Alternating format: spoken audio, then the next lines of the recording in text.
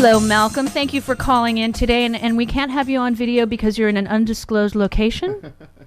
Yes, that's pretty much it. You know how it is, keeping low from the people who would want to stuff ivermectin down my throat. But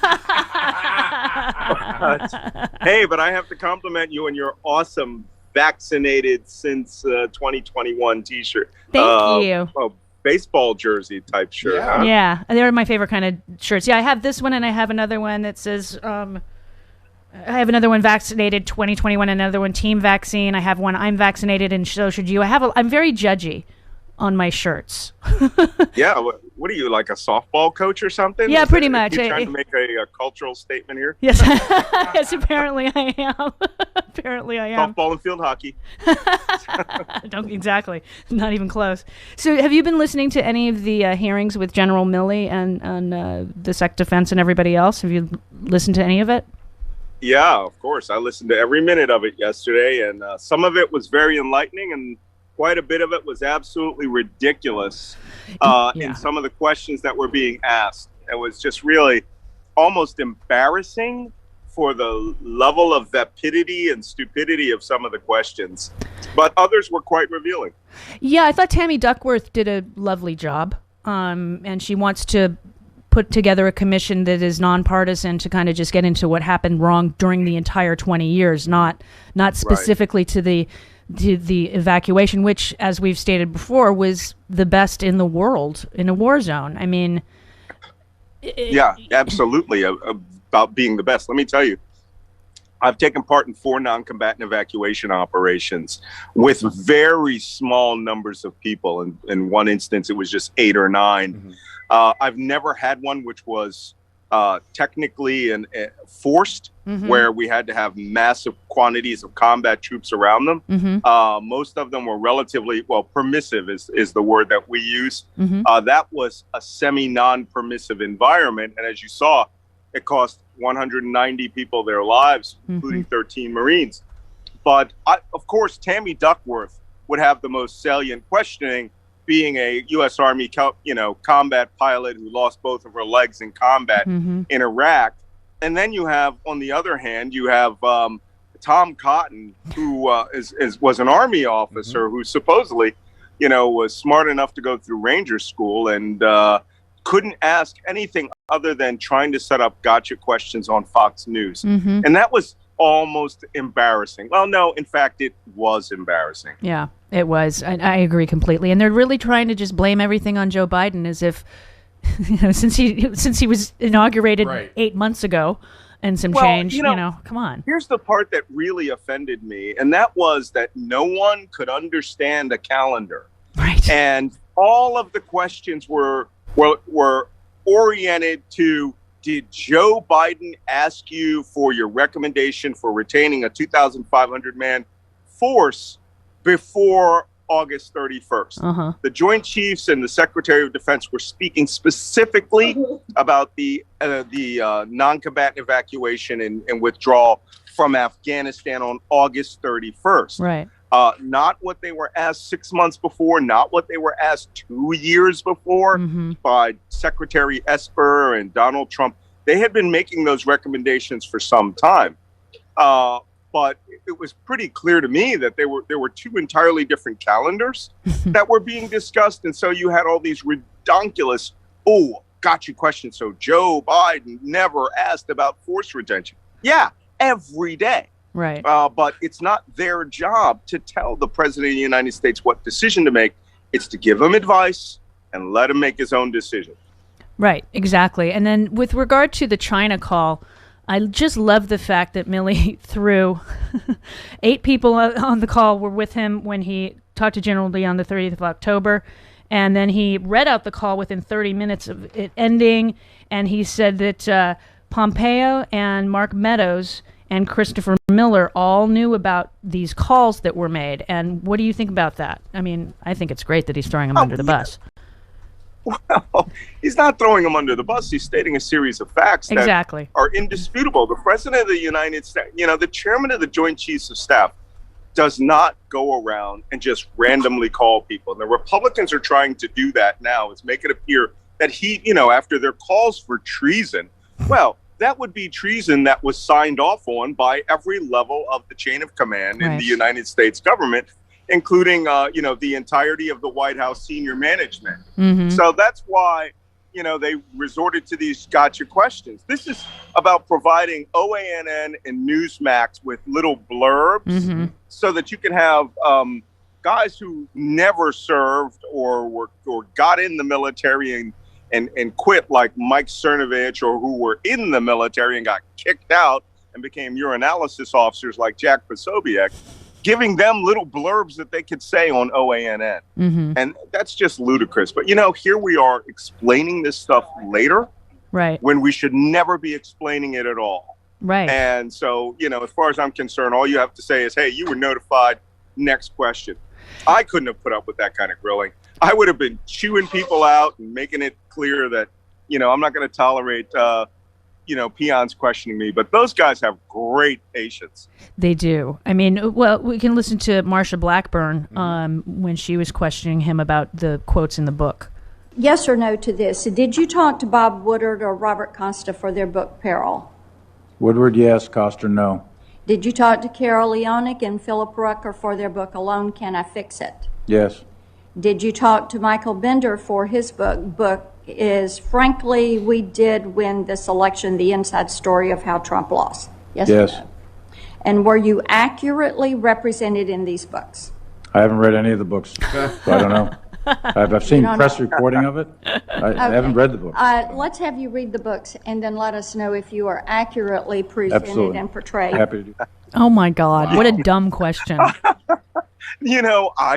Once again, here's how I would have responded. I would have said, and I'm sure he was thinking this, I'm a little busy defending the people of the United States right now to sit around and read all these tell-all books. I don't have to tell all. I was there.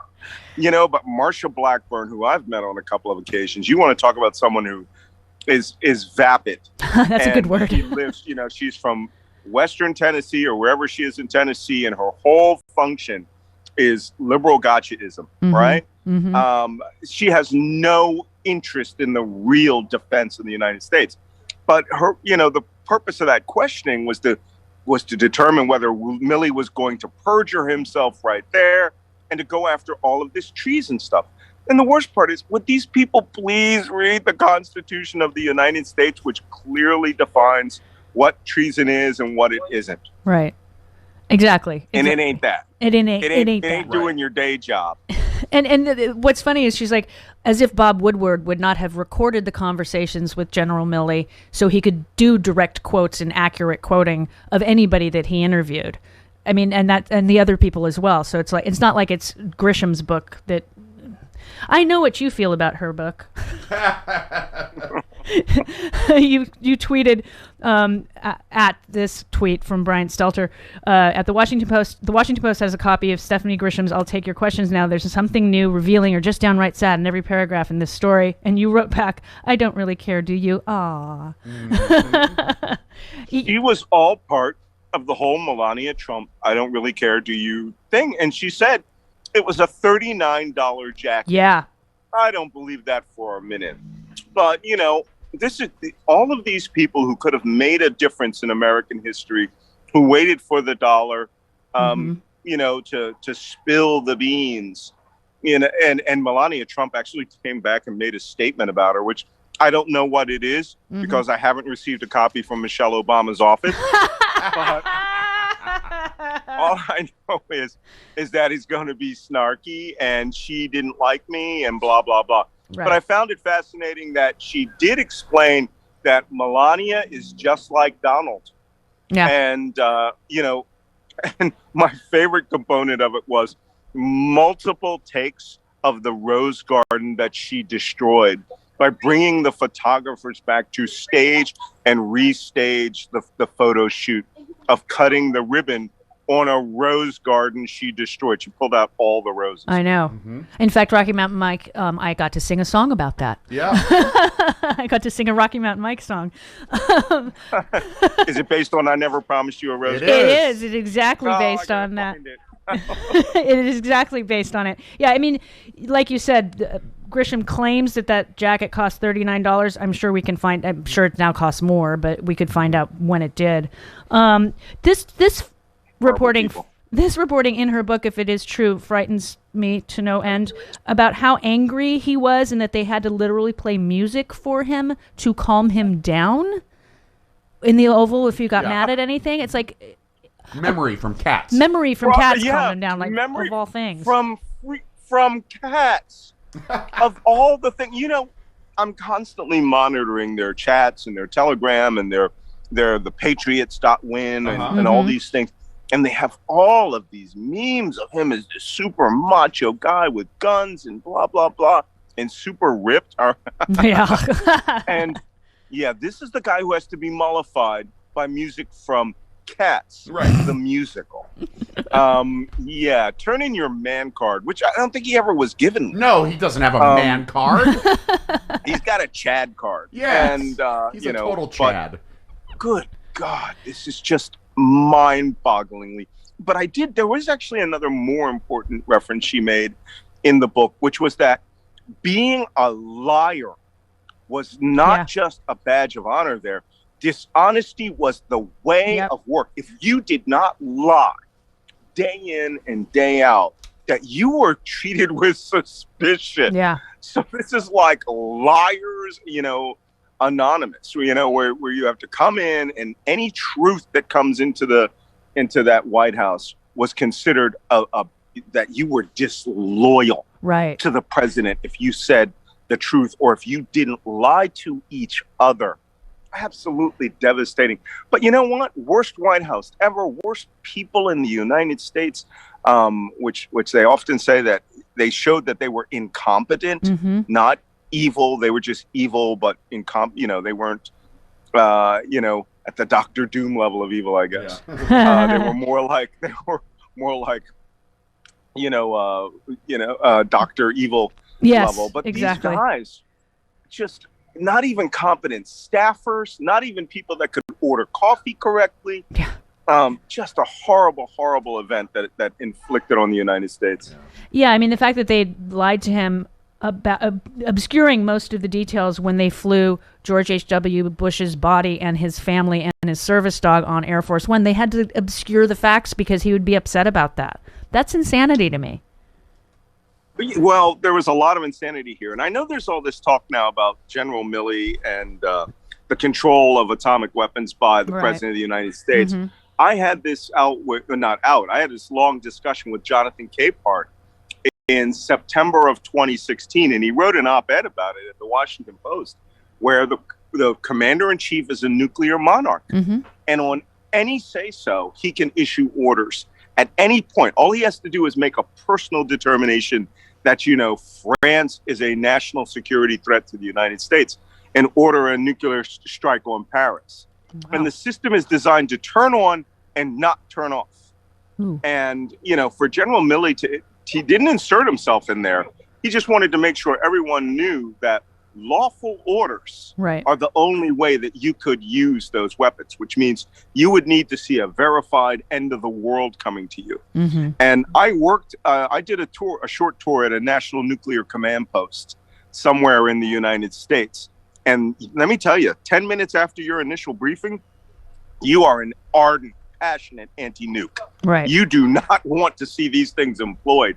And you spend all your day worrying about, are we going to hear the alarm klaxons? Are the giant steel doors going to shut? Are we going to be trapped under a mountain because we have 3 to 4 nukes pointed at us alone? It's terrifying. And you walk out of there, and you're a Greenpeace member practically. Yeah, I would imagine. Yeah, I remember that Matthew Broderick movie. What was it called? Now I can't remember the name. War Games. Thank you, Travis. You mouthed it to me. Yeah. I mean, you just remember those things, and it's like, oh my goodness, and the computer's the only one smarter than anybody else because he finally figures out it's tic-tac-toe. Yeah. There is no win when it comes to... you can't win a tic-tac-toe. There is none. Yeah. Exactly. And that is absolutely, without a doubt, a solid fact true. There is no winning in that scenario. So when you talk about a person with the instability of Donald Trump making those decisions, and that's what General Milley was really concerned about. And rightfully so. And so is Nancy Pelosi, according to reporting, too. Yeah. Well, we may have to worry about this again because we have a lot of people who seem to think that this was the greatest period in American history. And I see that a lot on their websites. Donald Trump is the greatest president of my lifetime, and It's people saying he's greater than Washington and Lincoln. Oh, my God. What we have essentially how people would have lauded Jefferson Davis if he had won the Civil War. Yeah. And that's where we're at today, that everything is topsy-turvy, upside down. History means nothing, and that we have a brainwashed 40% of the United States who sees Donald Trump as the most fit, healthy American with the greatest decision-making in the world. I mean, we're in serious trouble. I completely agree with you. And as usual, we are going along with you, sir. Right. Thank you so see much. You next week. Yes. Stephanie will be back next week, so you get the pro in instead of just, the B team. Oh, and stop me. it. You're in my book. Well, thank you, Malcolm. Have a wonderful day, and wherever you are, stay safe and be careful. All right. Bye-bye. All right, bye.